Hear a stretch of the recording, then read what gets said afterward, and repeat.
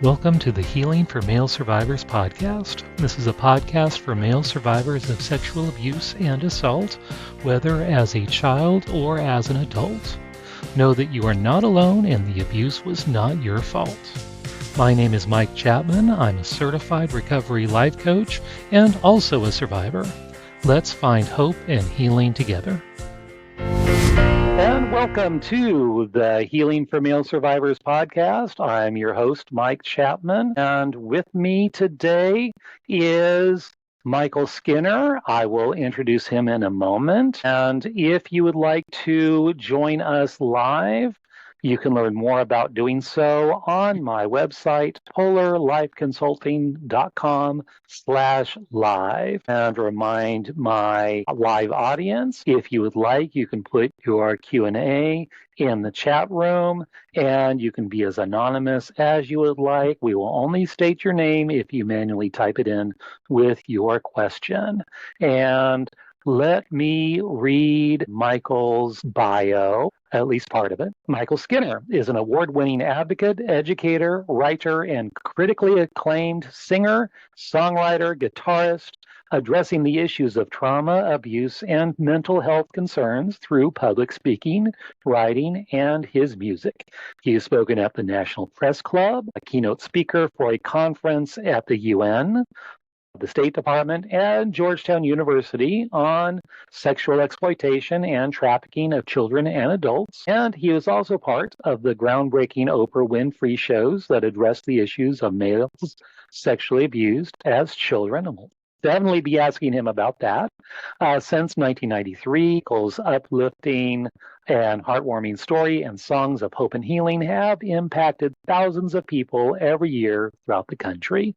His presentations at colleges, universities, high schools, mental health centers and conferences, churches, civic groups, sexual assault, and domestic violence support centers and conferences, including a women's correctional center in Hawaii, are highly acclaimed.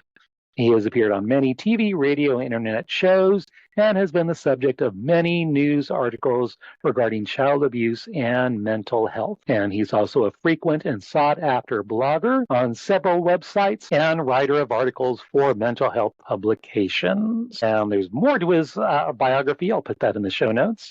And we want to welcome Michael Skinner. And we're going to start off like we do most guests most weeks with 4 questions.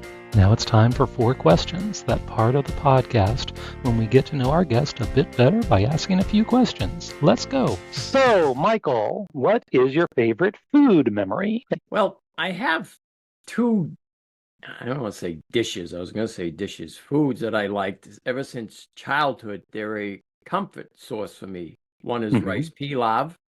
Ooh, The other one is I slice up potatoes, fry them up in olive oil and butter in a pan, and they're browned on each side. Then scramble up some eggs, mix that together, and melt on cheese. Those have always been a comfort food for me, especially after I've done a presentation or anything where I'm speaking. I won't have it tonight because it's late, but if I was doing something during the day and I come home, that might be one of those dishes, might be something that I would make, because wow. it's been I have something about them from childhood that has lingered to this day. So Interesting. And you're able to cook it for yourself. Nice. I'm a decent cook. Yeah, well, good. Yeah, I know my comfort food is oatmeal, and my wife hates oatmeal. So yes, big bowl of oatmeal and then butter and brown sugar and maple syrup and that kind of thing. And yeah, especially if I'm not feeling well, I'll make that for myself, and it just, it's warm and cozy, and brings back those childhood memories for sure. So, what is your favorite Christmas or holiday memory? There's a lot involving, my children when they were younger, but there's one specific that always sticks with me. It was one Christmas, and the 2 youngest, I had 5 daughters when I was married. For some reason, as they were unwrapping their gifts and taking off the bows and the ribbons, they started sticking them all over me.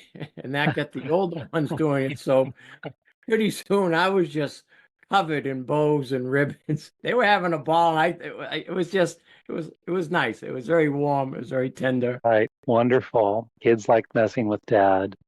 And They make for good memories for sure. Speaking of which, what is your favorite childhood memory? This memory is huge for me for my whole life. So Uh, I'm 9 years old. It's February. I'll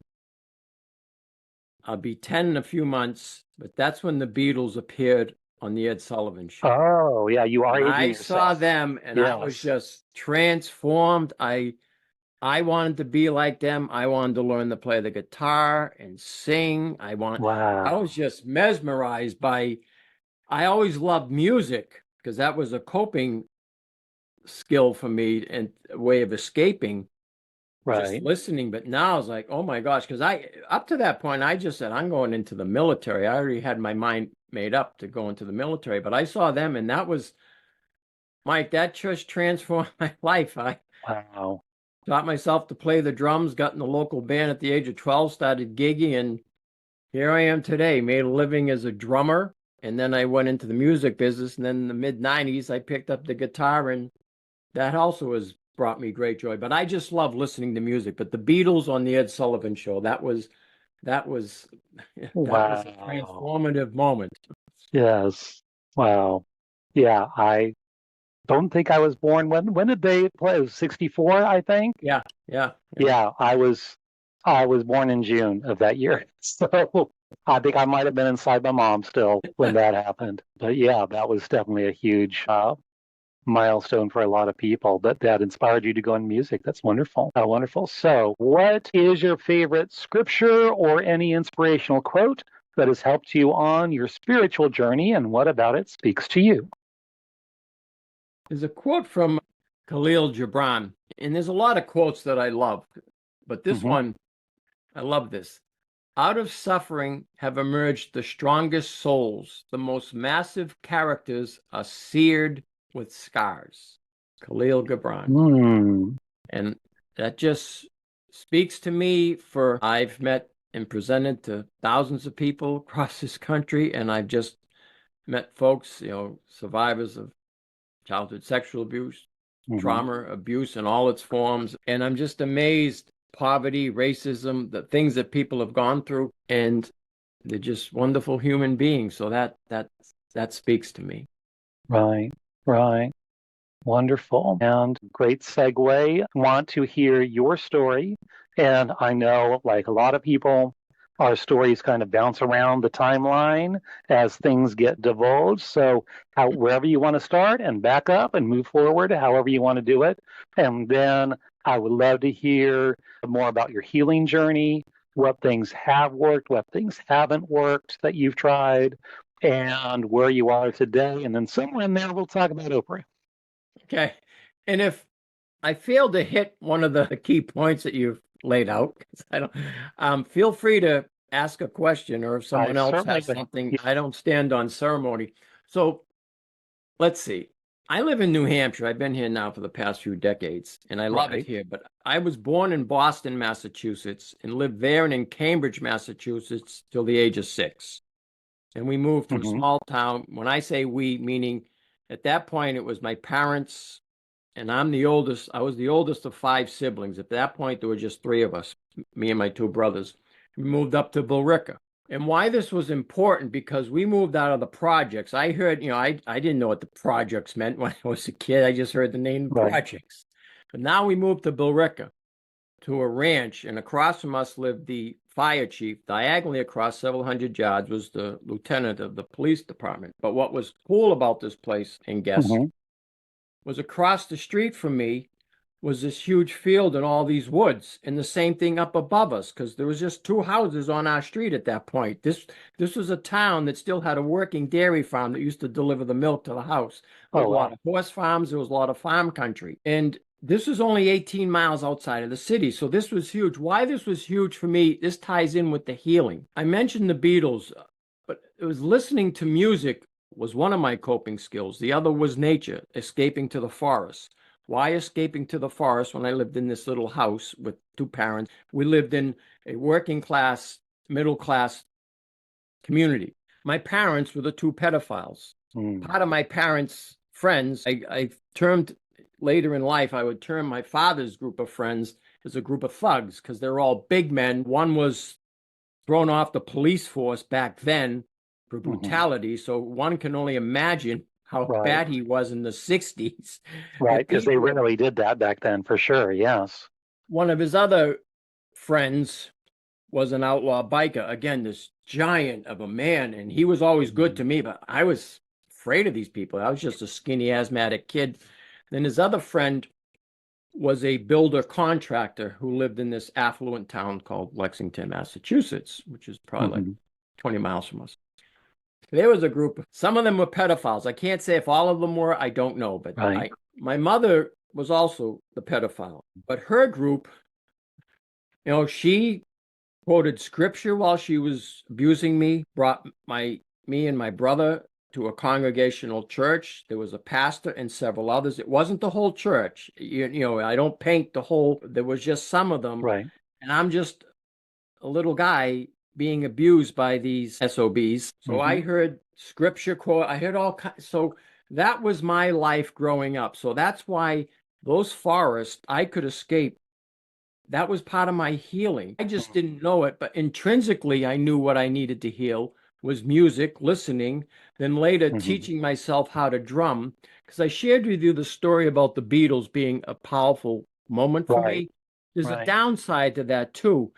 For whatever reason, in that moment, seeing them, I just jumped up and said, I want to be like them. I want to play like the Beatles and play the guitar and sing. I was just the 9-year-old boy, just excited as all hell. My dear mother looks at me. Who do you think you are? That scorn that you're like, well, you'll never be like that. And with my father, I don't like calling them mother and father, but for the sake of convenience, Right.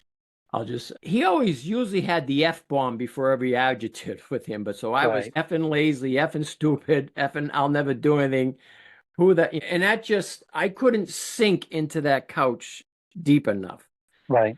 And I probably dissociated. That was another coping skill of mine. It was a great coping skill as a child, but it's a pain in the ass as an adult. Right. Very true, but very common for a lot of us. Yes. So I had music to listen to. I had the nature just sitting in that forest, just observing all the animals, because it was like a nature preserve. And soon in time, I built a 3-story tree fort there, and I built little bridges across the streams and the brooks. It was my getaway place, Mike. And Right. it was just, that's still to this day in my healing. My backyard, I have a modest lot of land that my house sits on. Behind me is this huge forest with the river and all the animals. And every morning I go out there with my cup of coffee and I'm out there for a good half hour to 40 minutes, just absorbing all of that. So it's still my healing. So it's been music and nature for me. So unfortunately, my parents saying you can't do that put a mental block on me learning to play the guitar. I thought I couldn't. But what I found was I was always tapping to the songs that were playing and I was drumming and I realized I can play the drums. So I taught myself to play the drums, but I wasn't going to tell them. And then I ended up in the local band, like I said. But again, Right. so this was a huge healing component for me because all this abuse was still going on. It went up Right. till I was a young teenager. And how it stopped, I'll be mindful that people listening, I'm not looking to upset anyone, but this is how we heal. I had to threaten my mother. I think I was 12 or 13. You'll never touch me again. But with my father, it wasn't until like 14 or 15. And and he could still kick the living crap out of me. At that point, I had learned how to fight, and I was in a lot of fights and all the rest of that. And that was our only bonding time. He wanted to hear about the fights I was in if I was sticking up for my siblings or someone else. But I had to threaten him with a knife, what I would do to him. And I'm not going to get graphic here, that what I will do to him if he ever touches me again. So that stopped the physical, but that didn't stop the psychological terror. So Right. it was that learning to play the drums later in life, learning about music and healing, that drums is a great way to get out your angst, your rage. And Right. I was in a very successful I was making money at the age of 12, playing at parties, junior high dances, then eventually high school dances. I was playing in Right. bars when I was 15 and 16. Wow. That's how I made a living and supported my ex-wife and 3 daughters at the time, bought a home, and then I went into the business of music. But all that abuse would still creep up. So my addiction, when I was younger, I drank too much up until probably like around 20, and I cut that back. I didn't realize I was just trying to suppress what I used to call just like these little snapshots of ourselves. That's what would come up into my head, all those snapshots of the abuse. And then the little Polaroid snapshots, and I'd try to stuff them down. How I stuffed them down, if it wasn't drinking and fighting and promiscuity, it was working. I was an extreme workaholic, so that made me great to be in business, in the music business. I was very successful with that, but I was always on the go. I didn't realize until later in life, learning about trauma and its impact, that was my way of flight. Every time something started to come up, I need to go on a business trip. And I really didn't, I didn't. So I was always in that fight or flight mode and sometimes freeze. So it was the abuse of my parents. It was the sexual deviancy of them, but they were also physically abusive. My father, I still have the pains and stuff and the neck injuries, all the rest, because he used to strangle me and shake me and then toss me like I was a beanbag. So it was a hard life, but I had a good life while in music. Part of the healing during that time period was being in the band. I got to meet my bandmates' parents. I got to see good parents, parents who loved their children, who asked them, "How was your day?" Who asked me, "How was my day?" Michael, do you want to stay for supper? You want to have, let me make you a cup of coffee. These little moments were huge for me. So the band gave me a sense of self-worth and accomplishment, but it also gave me a community. It gave me my first peers, if you will. And so music was my savior. And I think all of us intrinsically know what we need to heal. Myself as a child, it was that nature. It was music. And then it was finding community, and I found it through a band. And it just one thing that I've mentioned on previous podcasts, that any kind of creative outlet, I believe it's right-brained, and the right brain is where we store trauma as well. So any kind of creative outlet allows you to access and process those traumas that are stored. And so any kind of outlet, poetry, song, music, even just writing, painting, all of that can really help in the healing process. So you're right. That is exactly what you needed, was to find something creative to allow you to heal, for sure. And then there was an even bigger healing time period with music. So the band was very successful. We were playing all the time. That was how making a living.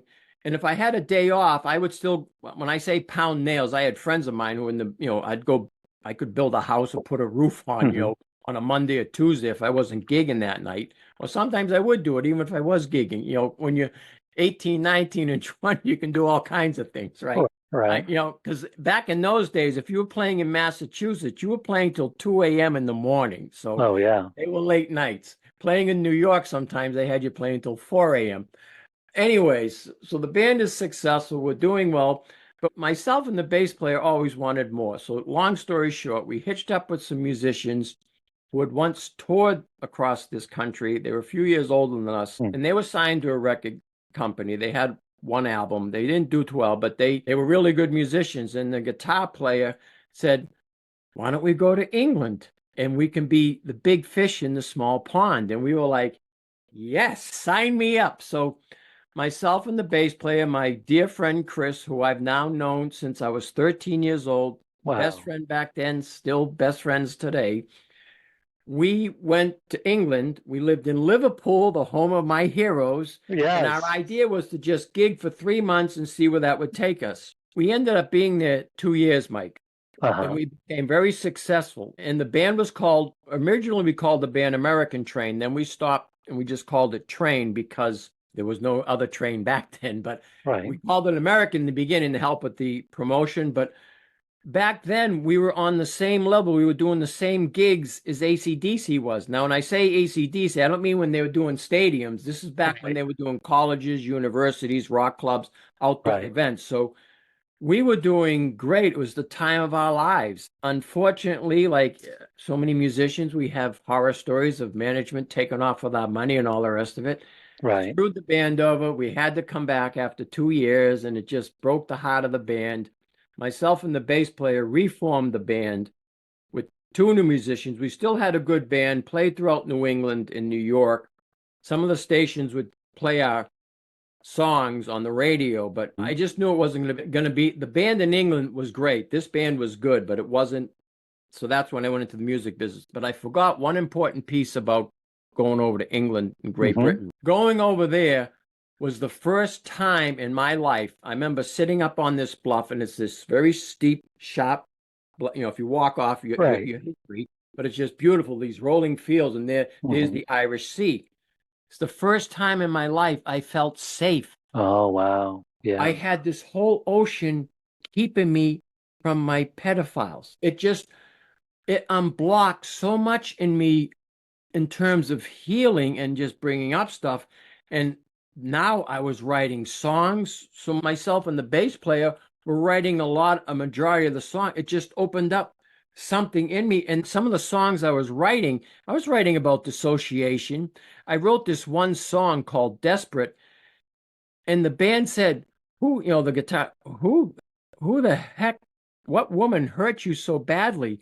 And my friend Chris said, Mike, I've known all your girlfriends. None of them ever treated you like that. I says, you're right, Chris. I didn't answer him. I could not tell them I wrote this about my mother. It gave me the freedom to write songs. And it wasn't just about the dissociation. It was about all kinds of stuff. I wrote a song I still performed to this day called The Warrior, and writing about the horrors of war. And, it's not a good thing, what people have to deal with.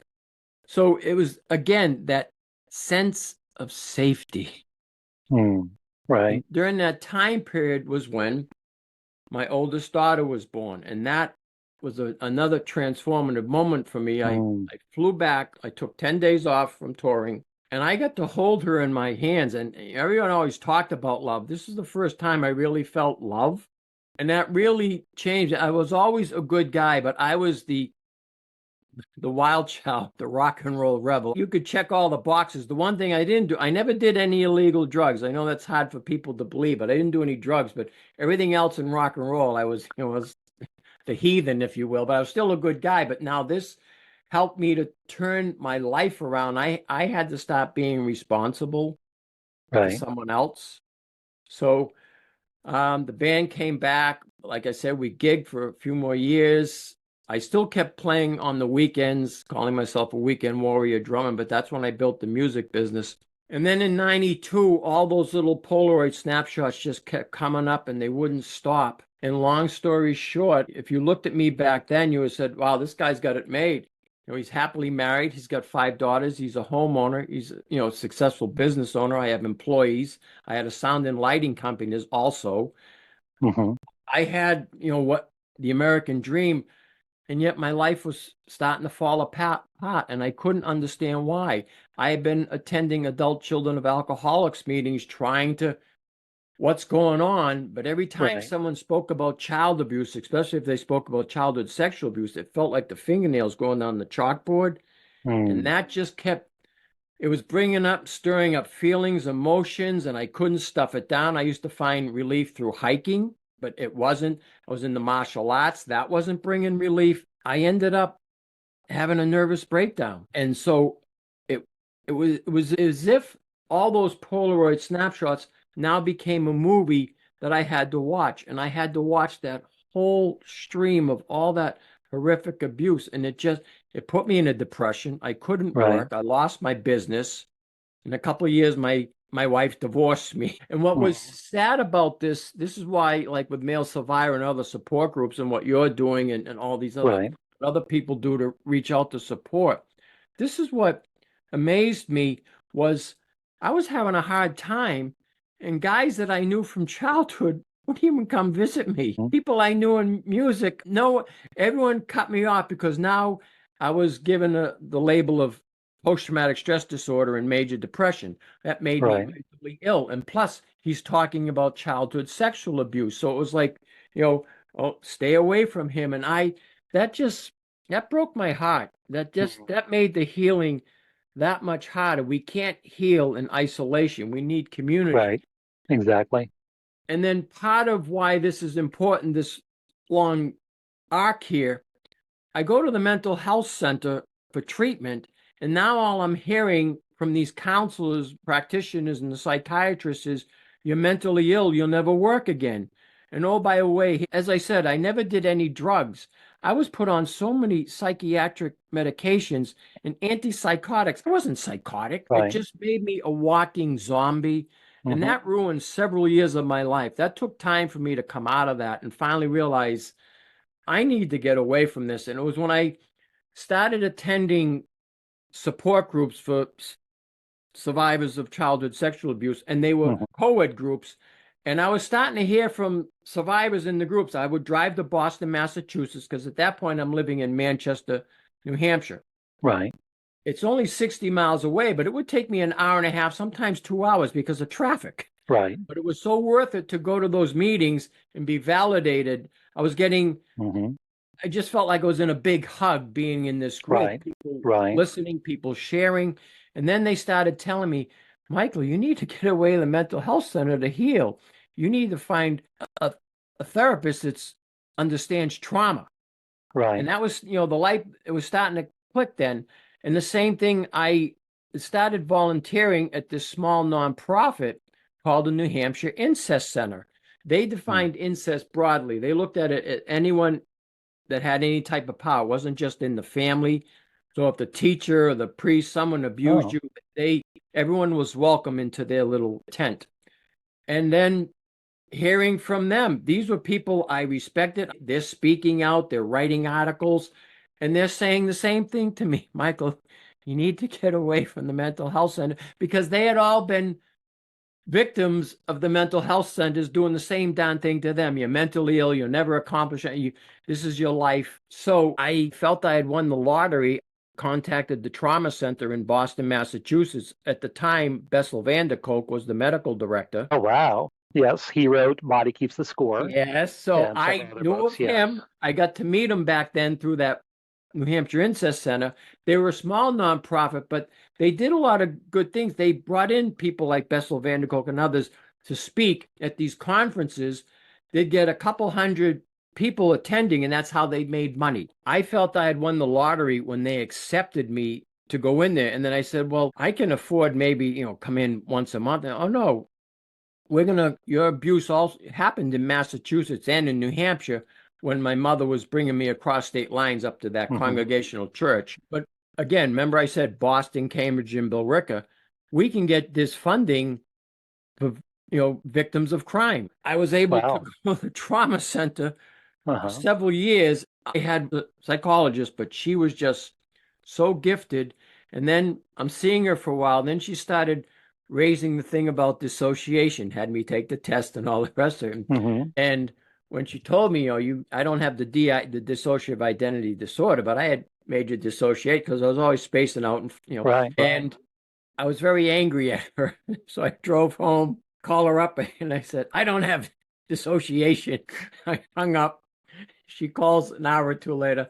Michael, I hope you please come back. Please, we can talk about this. So I calmed down, settled down, spoke to some friends. Said, Michael, yes, you do deal with dissociation. So she did a lot to help me heal. And then plus the things I was doing, music, nature, getting, support groups, getting off the psychiatric drugs. Again, I'm not anti-medication. I'm anti-over-medication. And for Right. some of us, they have a toxicity effect. I have Right. friends that take things for their different mental health issues, and they do fine. For me, they were toxic. Often for survivors, they get misdiagnosed. I know bipolar is a common misdiagnosis, so they're over medicated and wrongly diagnosed on a bunch of things. ADHD often misdiagnosed because, yeah, if you're hypervigilant, you can't attend to schoolwork because you're just trying to keep alive. So, Right. yeah, you give me ADD drugs and it's speed. So it's Yeah. like, okay, yeah, that was me. And yeah, I've heard so many stories of people just getting misdiagnosed Yep. because they're not trauma informed. They don't understand trauma and the effects of trauma. on the brain, on the body, on the body chemistry, and how things can get so wacky because of the constant serotonin levels and so forth being released, because you're constantly in that fear, flight, fight state, even when there's no danger. So, yeah. And a lot of them say they're trauma informed, but they're not trauma practicing. Right. Yes. Yes, That's exactly. the thing. Yeah, a question from the audience. Yes, misdiagnosis is the worst for a survivor. It makes it harder to heal. Very, very true. Yes. And yeah, like our audience member says, yes, it is very, very common. And you get the wrong medicine and it just makes it worse. So you're not able to heal because you're given the wrong medicine that's not doing what it needs to do. So yeah, big problem. So part of then the next piece to my healing was becoming an advocate. My going to the support groups, going to that New Hampshire Incest Center. Now, keep in mind, in the beginning, I could just volunteer, but after like a year or so, they asked me to be on the board. I was helping out at some of the conferences because remember, I had a sound and lighting company, so I was really good with that. When things would go wrong, I could get in there. And it just made me feel good to be able to do something again. And I always had a strong business mind, so I was able to go into their office and declutter and organize and just do a lot of things. And I'd take phone calls from survivors just calling, wanting to talk, and I'd just listen. And that's really was the power. And I was learning, it's just listening and validating people. Right. I was just hearing so many stories, hearing it at support groups. I was going to a mental health support group, hearing the same. I just got fired up because remember I spoke about fighting. I stuck up for people that were being picked on in school and all the rest of it. And then the same thing if I was in a bar, I saw someone picking on the small guy or a woman, I'd put my nose in it and get involved. But that was my form of advocacy, helping out, the smaller person. Right. Now I was learning something new that I could speak out. So I started speaking out and I was being asked to speak at these different events. And then I taught myself to play the guitar and I was playing at different events and I would donate my sound system for the use. And then people would come up to me and say, hey, we're having a conference or a workshop, something. We'd love to have you there.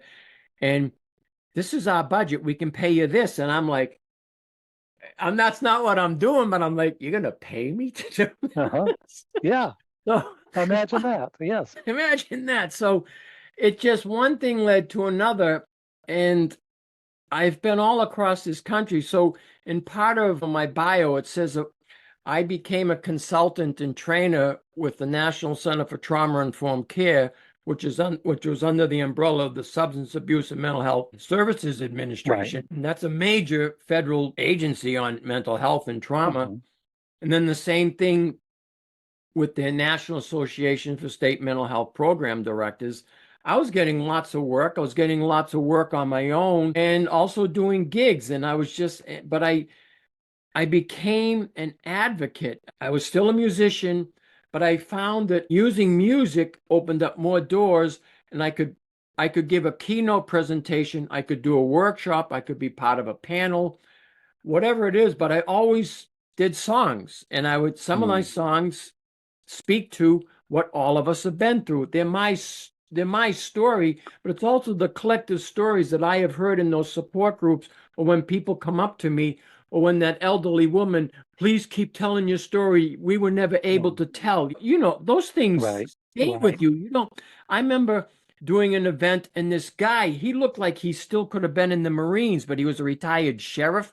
I mean, he was ramrod straight and he could probably still bench press 300 pounds. And he's older than me and he firm handshake. He says, God bless you, Michael. Just keep doing what you're doing. A lot of us could not share these things. You hear these things. So I've worked hard to be a good advocate and educator and learning all that I can about trauma. I'm still learning and trauma and abuse and mental health and its impact upon us, on our mental, our physical, our spiritual, because the spiritual component is a huge piece to that. So it's brought me all across the country. I've met a lot of people. I'm blessed. I'm spiritual. I'm not religious. And I think you can understand why, my backstory. But I have friends of all different faiths. I have friends that have no faith, but they're deeply spiritual. And I'm grateful. I'm grateful for the roof over my head, because I know when life fell apart, I had to rebuild my life. And so I have worked hard to try to voice what it's like to be a trauma survivor. And we need community. We need healing. We don't heal in isolation. And to break that mindset of shame, blame, and punish the survivor of abuse, because that's really what is being done, the stigma and discrimination. And so I've been all over. I've released 3 CDs. Again, this was after being told I'd never work again. I've been part of 3 different books I've had chapters in that have been published. I was very proud of a piece of work that I did with SAMHSA, National Substance Abuse Mental Health Services Administration, and National Association of State Mental Health Program Directors last year with a colleague of mine. They asked us, could we draft a workbook on healing from trauma, because we're both trauma survivors, that they could put into the correctional facility in Washington, D.C., and also in Baltimore. And and so they paid us to do this, something that we love doing anyways. And so to have that published and that's in the hands of these folks in these correctional facilities, and they're looking to take it further. So I'm like, it was a year ago, September, that it cleared, because obviously there's a whole team overlooking us and all the rest of it. So that was great. And then for the last couple of years, I've been working on a memoir, and I'm pretty much close to finishing it.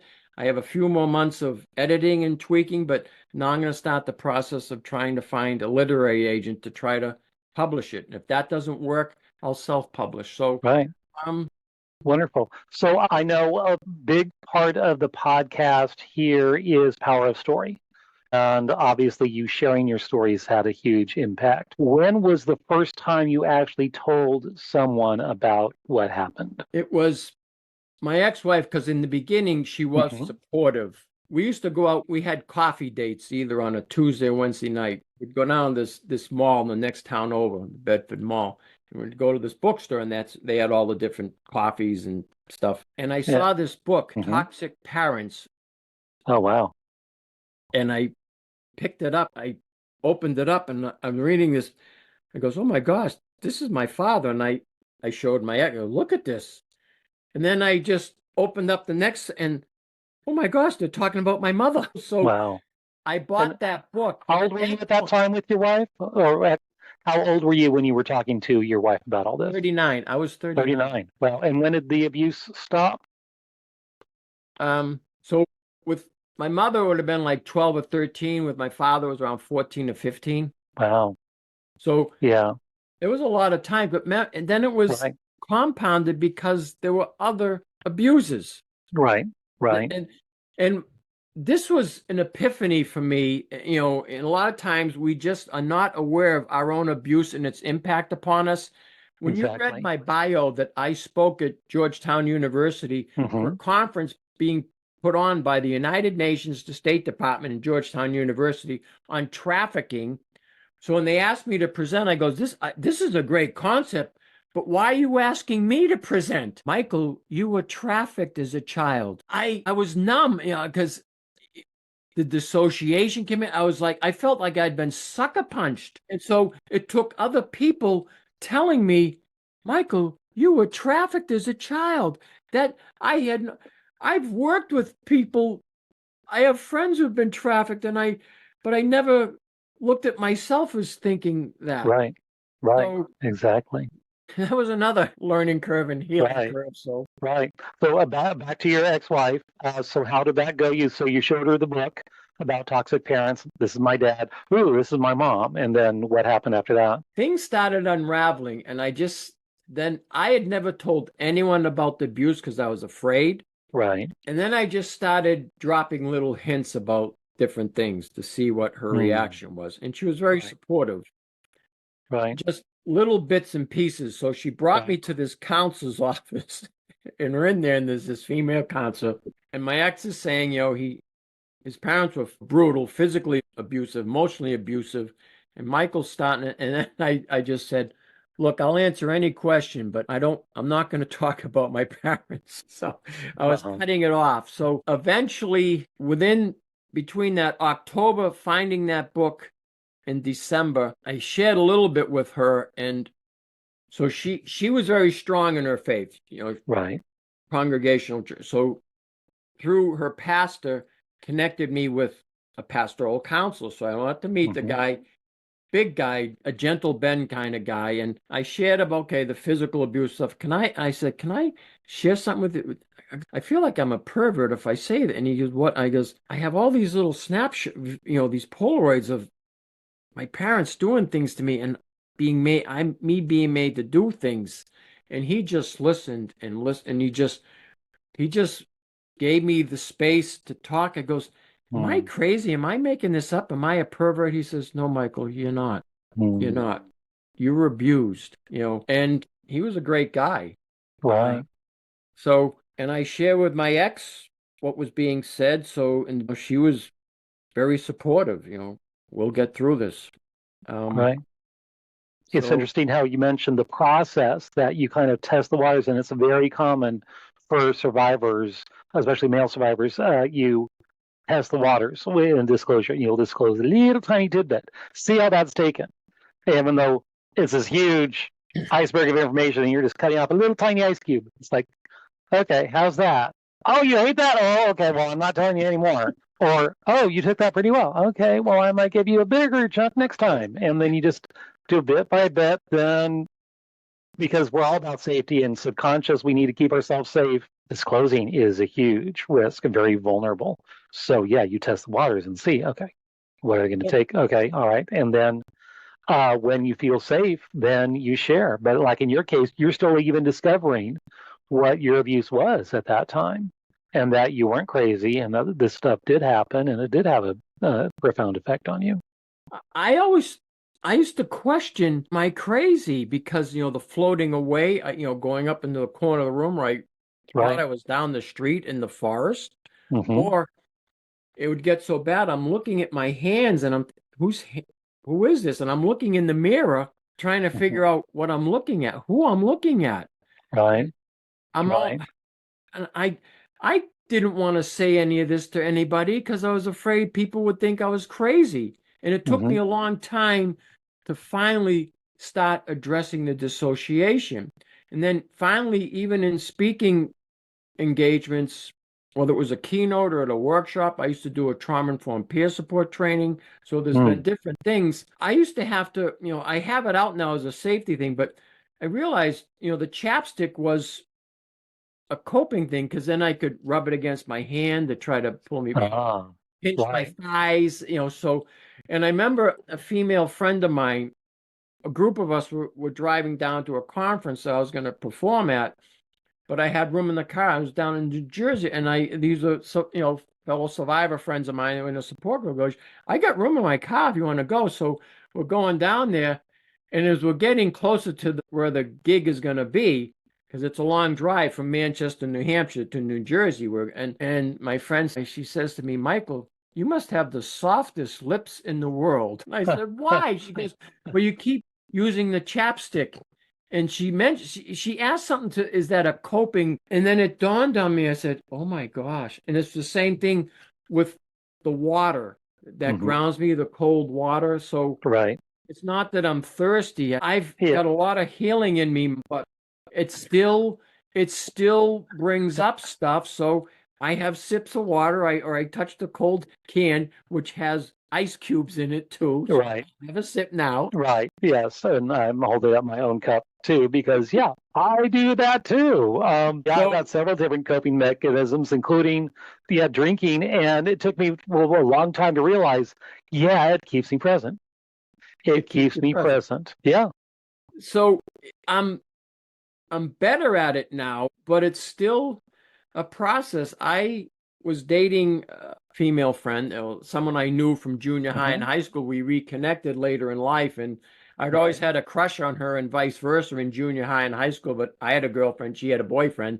So we were dating for a while. I remember we're at the ocean and she says to me, Michael, unclench your fist. You're not going to get in a fight. And I wasn't even realizing I'm clenching my fist. My daughter said it to me the other day when we were out looking at foliage, we're out looking at in the mountains. Said, Dad, you can unclench your fist now. I'm gearing up to protect myself. And so now it's like, okay, but just like so many of us survivors, it's where I'm going to sit in a room. If I go to a restaurant or any type of event, I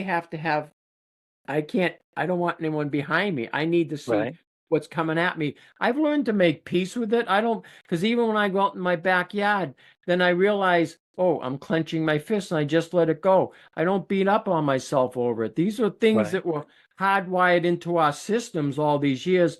I don't need to beat on myself for something that it's not hurting me and it's not harming anybody else. It's a coping skill. And when I recognize it, I try to stop doing it, but I'm not going to lose sleep over if I keep doing it when I'm 90 years old. Right, right, exactly. Yeah, I've got similar coping skills as well. Yeah, that would be another good podcast. I did one on weird symptoms that Neil recently posted. But yeah, this is slightly different. It's kind of overlap, but yeah, the things we do to keep ourselves present and or just coping like clenched fist. I used to mumble words with my mouth, just like slightly under my breath, very subconscious, not even realizing I'm doing it. And it would just be like a repetitive thing. And it would just be on my lips. And then I use sign language now. That's part of my career. And then it actually be finger spelling the word on my hand, not even realize I'm doing it. And my kids, Dad, you're doing it again. But, oh, crap. Okay. Yeah. Just that subconscious thing that, yeah, my brain is processing stuff and it's leaking out.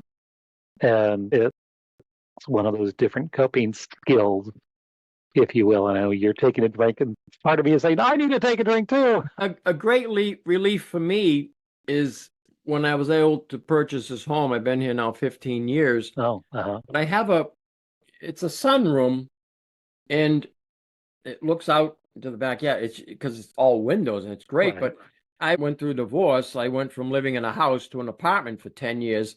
right. So my drum sets went into storage. Now I could set up my drum sets, my congas, and all the rest of it. So I have a music room again. So I Hmm. just have a ball just playing the Oh, congas I bet. or my drums. And again, it only lasts for 5 or 10 minutes because I get bored if I'm not performing with other musicians. Right, I love drumming. Don't get me wrong, but I love that synergy when you're working with right, other musicians. right, So, but I just do it and it gets out the angst, and it's interesting how the different patterns that I'm doing, because sometimes I do off times or really dissonant type of things. Like the same thing on guitar. If I'm in a really bad place, I'm going to the minor chords and the dissonant chords, but it's right, channeling the angst, whatever's going on in me. And sometimes I'm not sure but it helps me to get it out. And I write songs out of this. It doesn't mean I'm going to publish them, but I can voice anger, sadness, grief, loss, right. whatever, love. I write Mm-hmm. songs, So again, the music still helps me to heal to this day. Right, right, right. It lets you process your emotions in a safe way. And that's really profound. And I'm sure it would be very healing, finding safe, healthy ways to release those emotions and get them out. And creative endeavors like music, that's definitely one very effective method to express yourself and get those emotions, get those feelings out. And sounds like, yeah, you're even writing about the trauma. And it sounds like in your songs as well. And that can be so healing also. That's wonderful. So we're now an adult. So what got you to the Oprah show? You obviously started just sharing your story different places. So let me know what led up to that and what that experience was like. And this was what late '90s, mid '90s, No, it would have been in the fall of or late summer 2010, I believe. 2010. Okay, yes. And or maybe 2000, yeah, or maybe 2009. But in that time period, because the staff reached out to me because you know how your name becomes bounced around. So one of the producers called me and said, "Look, we're going to be doing this show." And I said, I'd love to participate, and not expecting that I was going to get it beyond the because, you know, obviously there's tens of thousands, there's millions of us in this country. Right. I was honored that they called me. And next thing I know, I was part of that show. And it was quite the profound experience. In many ways, what I found nice about her and Tyler Perry, obviously they're huge Right. stars, right? Right. It And Tyler wasn't that. Perry I've never previously had gone on her show and talked about his sexual abuse experiences. Okay, so I'm not caught up in movie stars, and I Right. respect people for what they've accomplished, but hmm it was when the taping would stop, and if someone was having a hard time or they yelled out about something and they're really having a she went out to the audience along with Tyler Perry, that hugged them, and that it's just that wasn't choreographed. That was from the heart. Right. It was Right. also before the cameras started rolling. She apologized to us. She goes, "I'm so sorry. How did I miss this?" Oh, So it was very heartfelt that I'm sorry that I missed it. I didn't realize what was going on for males because she's been such a staunch advocate raising right. awareness about childhood sexual abuse and was missing the whole thing with the males. There was also some Right. comical times. So there's this deep sadness and uplifting. People are sharing and all the rest of it. And someone yells out, "Oprah, we get in the car." She's smiling. No, and they're shaking their head. And someone yells out, "Are we going on a vacation?" So there was still humor in this, very poignant moment. So, and I met a lot of guys there who I'm still in contact with. Right. I met gentlemen that I was aware of and knew through a different advocacy and things, but now I got to meet them in person. So it was just cool. It was a great event. I felt honored to be part of it. Right. Fascinating. So, how how did they find you specifically? Because you are a male survivor, and they put out information, or how did you get selected to attend? And I know they flew everyone out from wherever they were, and they gave blown up photos of you as a child when the abuse started. So So everyone hold that out. one of the original, well, that was, they said, we need a childhood photo of you. And I thought, hmm okay, I didn't realize what they were going to do with it. Ah. So we were all surprised when we were given those photos. None of us knew that was Oh, what it was going to wow. be. So we were all in the dark on that.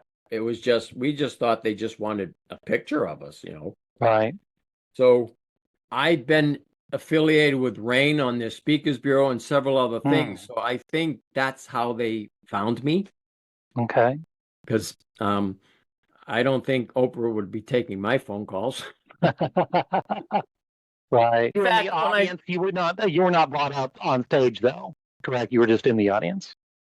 I was in the audience, so when they asked me about what I would say, that sort of screened me from being on the show and being interviewed. So what did they ask and what did you say? And I don't want this to diminish the event, but my friends have said I need to speak this. And when the producer was questioning me, what would you say on your abuse? And I would just say, well, I would talk about how I was abused by both of my parents, because that has been part of my platform. I'm trying to Right. raise awareness.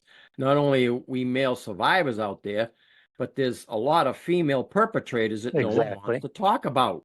Exactly. And the person interviewing me said, "Well, this show, we're just going to be talking about males abusing males." I said, "Well, I just can't not say, it was only my father." I goes, "There were Right. multiple abusers, and some of them were female, and one of them was my mother." And something about, well, the other producer and I will get back to you, but I knew right then that there Right. just went my shot of being interviewed, and that it made me angry and sad, but I was grateful that Howard Fradkin and Tyler Perry brought up about female abusers, because Tyler Perry started talking about one of his abusers was a female in the neighborhood. We still have a ways to go, Mike, in raising awareness on. There's still blocks of we don't want to hear this, and this is a downer. This has been a hard thing for me through the years and other survivors, because that was a key thing. I remember one of the first times reaching out to a sexual assault domestic violence center and being told we don't help perpetrators, because it was I'm a male voice. And I says, I'm not a perpetrator, I'm a survivor. Well, we can't help you. And I didn't know if it was just me. This was in the very beginning. And then I started meeting people around the country who were voicing the same thing. Yeah, he raised his hand. He just yelled out. This was because there was a lot being talked about when we weren't taping, when they'd stopped the taping. And he's literally crying out. He's emotionally, Oprah, I'm a gay man. I've never touched a female in my life. And yet they're calling me a perpetrator. So that brought up that discussion in there about how males were just viewed as the perpetrators only, and when we're not. And then again, that females sexually abused. One of the interesting, disturbing things that I learned when I started going to the New Hampshire Incest Center was meeting fellow survivors, but they had lawsuits pending, or some had been successful in their suit against their therapists. These were females, and they had been sexually abused by female therapists. Wow. Yeah, so that's under the radar. No one, and then I met a few in Boston, in Cambridge, that had gone through the same thing. So yeah, this whole mindset that we don't want to look at, that females are abusing, I want the trauma and abuse to end, but we have to get to the root. We have to end the trauma in people's lives. I don't forgive my parents, but I have understanding, some empathy for who they were as children, what they went through. They just didn't break the cycle. And what was done to them happened. So we need to break these cycles of trauma. We can't punish our way out of ending child abuse. We have to go to the root cause of let's end the trauma of child abuse. Right. For sure. Yeah. Yeah. So much to unpack with that. I know personally, I was dealing with being a survivor, and that episode came on, and I think we were taping Oprah at the time, and I heard about it, and I eventually was able to watch the first episode. And yeah, I just checked. I had written about it. It was, November of 2010 was when it premiered. Seeing that audience full of men, and they were all survivors, and being open about it, that just touched such a deep part of my soul watching that. So thank you, Michael, and all those other men who were brave enough to attend that, to give a voice. And like I said, power of story. And that was powerful. All those men, even just being present, saying, yes, me too. It happened to me too. And what a powerful moment. I mean, Perry coming out, certainly, and then the Me Too movement in the late 20-teens, where so many men started coming forward more and more, sharing their stories of abuse openly, including celebrities. Just such a profound impact, and that's what led me to look into my own healing even deeper at that point. So for sure, and that's power of story, that you were able to do that, for sure. I'm sad that there's millions of us. That was one of the startling statistics in the early 90s, learning, that 1 in 4 females and 1 in 6 males are sexually assaulted before the age of 18. That was like, oh my gosh, so I'd be in a room, I'm counting off 1, 2, 3, 4, 1, 2, 3, or 1, 2, 3, 4, 5, 6.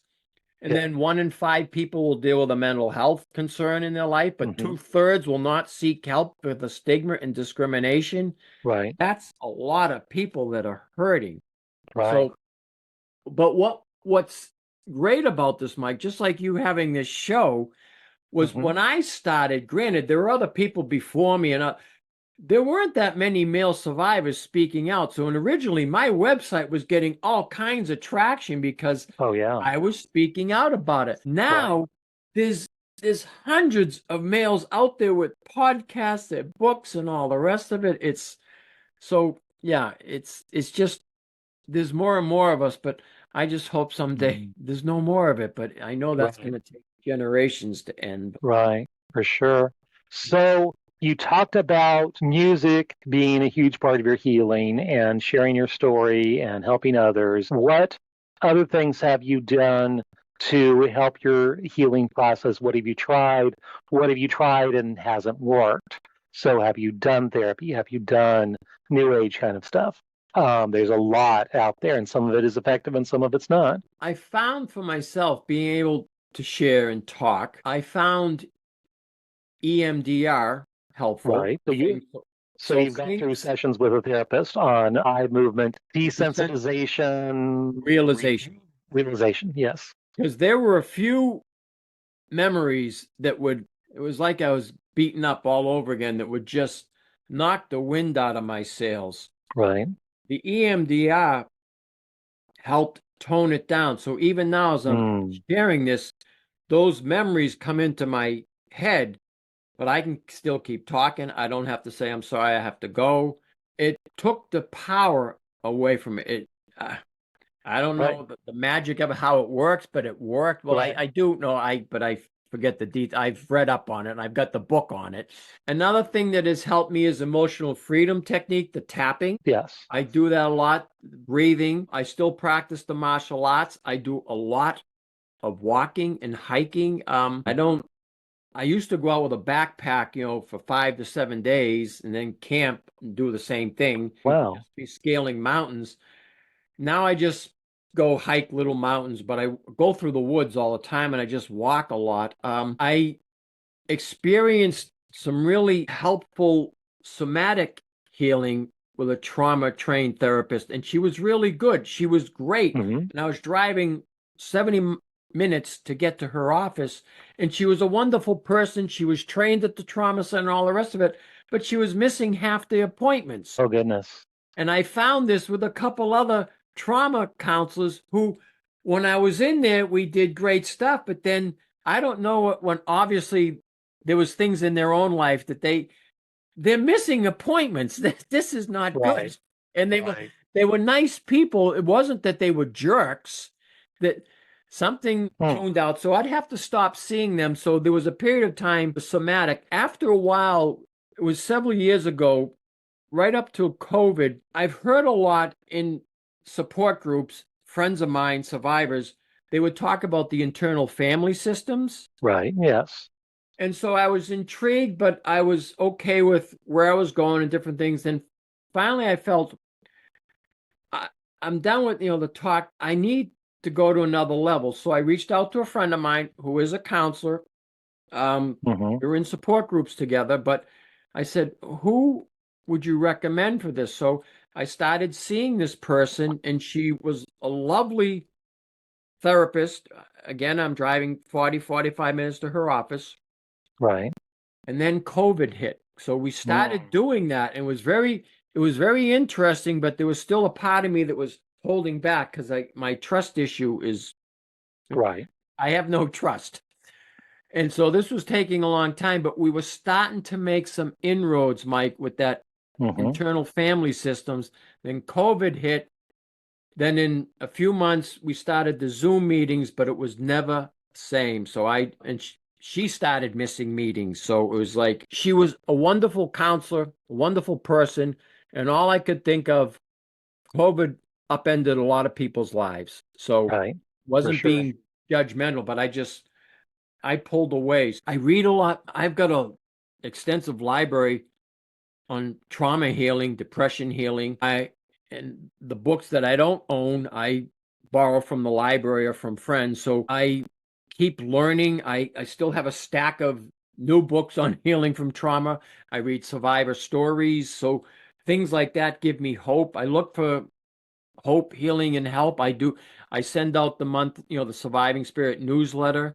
And I'm always looking for resources for that. And I love sharing stories about fellow survivors, whatever trauma they've been through. So I've always walked in this lane of, I'm not just trying to say, appeal to, that's not the right word, appeal to, but to address childhood sexual abuse. It's all childhood trauma. I look at the whole tent of it, but obviously there's a lot of us who've been impacted by childhood sexual abuse, childhood abuse. Right. So I look at, and I share resources. That helps me. That gives me sense, purpose, and meaning. I'm excited about the book.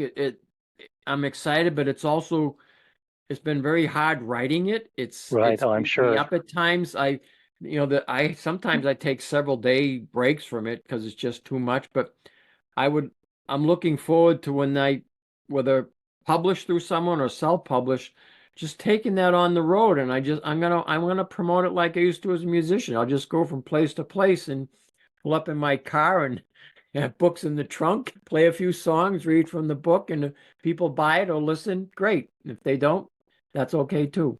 Right. Excellent. There's links on the Oprah episode and so forth. Yeah, I know her. The first episode is on Oprah.com from 11/5, but then the follow-up episode where she talks with wives, I believe, which was on November 12th. It's not on the site. They've got a few little snippets here and there, but not the full episode. It's like, Oprah, release the second episode. We want to be able to hear it and see the whole thing. They've got little snippets and descriptions of what happened on that second episode, but it's not available online, unfortunately. But that first episode is of the 200 for sure, and I will add that to the show notes. Yes, and thank you, audience member, for adding that.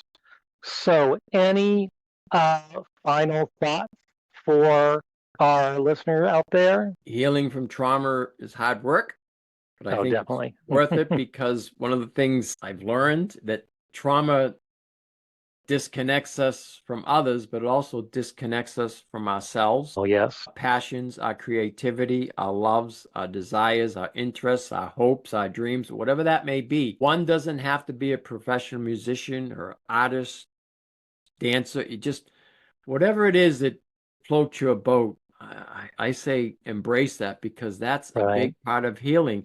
So even if I hadn't made a living as a musician, I still found power in listening to music. I still do. So if you want to learn an instrument, you want to dance, you cooking, we're all creative, Right. So if there's something that you would love to do, I hope you do it, because darn it, you deserve it. So, and it's hard, but you're worth it. And so excellent. Follow your dreams. That's right. Yes. And we're definitely worth it. And so much of the healing is coming to that realization that we are not worthless pieces of tissue paper, disposable, but we are worth being cared for, we are worth being loved, and we're worth caring for ourselves and loving ourselves enough to say, yeah, I need to take some time for me and do something creative. And I love that. I was able to attend an art therapy workshop a few weeks ago, and I came up with 2 different pieces of artwork that I'm so thrilled with and so proud of, and both trauma related. And it was so helpful to just put out these pieces, and they're just profound too. Yeah, anything that you can do to help you heal, creative endeavors to help unlock some of those traumas hidden deep within the brain is so worth it. So thank you, Michael, for inspiring creativity in all of us. And thank you for being here this week. You're welcome, and honored to be here. Thank you. Yes. Honored. And thank you so much. And we'll see you next time on the Healing for Male Survivors podcast. If you would like to learn more about my coaching with Polar Live Consulting, where I provide one-on-one coaching and group coaching, both with a focus on healing for male survivors, reach out to me at polarliveconsulting.com. That is Polar spelled Polar. I would love to hear from you. I want to hear your story. If you would like your story featured on this podcast, contact me via my website. If you like this podcast, please rate and review because that's how other people can find me, and I really want to spread this message of healing and hope to others. And remember, you are not alone. Healing is possible, and the abuse was not your fault. Let me repeat that. The abuse was not your fault. See you next time on the Healing for Male Survivors podcast.